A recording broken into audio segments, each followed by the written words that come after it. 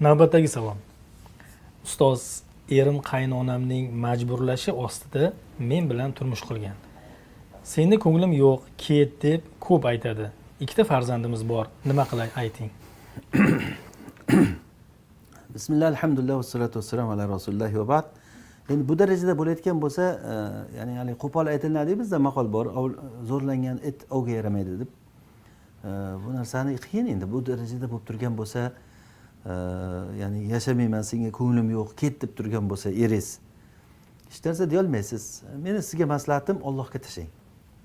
Shuni bilingki, aziz qiluvchi Alloh, xor qiluvchi Alloh. Alloh kimni aziz qilsa, uni hech kim xorlamaydi. Agar Alloh xorlasa, uni hech kim aziz qila olmaydi.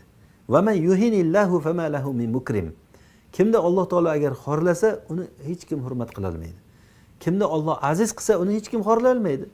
O'sha uchun sizga rizq berayotgan eringiz emas. Sizni aziz qiladigan eringiz emas. Alhamdulillah, Alloh taolo ikkita farzand bergan ekan. Agar eringiz shu darajaga borgan bo'lsa, qarang, yana ham agar yashash nasib bo'lmasa, ajralsalaringiz ham Alloh taolo o'zining fazlidan beradi. O'zingizni xorlab yurmang deyman. Lekin yana ham qarash kerak, agar sabr qilsa, balkim ko'ngli ochilib ketar. Lekin shuncha vaqt o'tibdi, ikkita bolali bo'libsizlar, yana shunday deb o'tirgan bo'lsa, qiyin masala. Shuning uchun men umumiy holatda aytaman.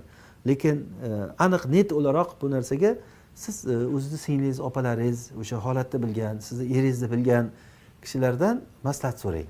Maslahat so'rang, o'sha bilan yo'l tuting.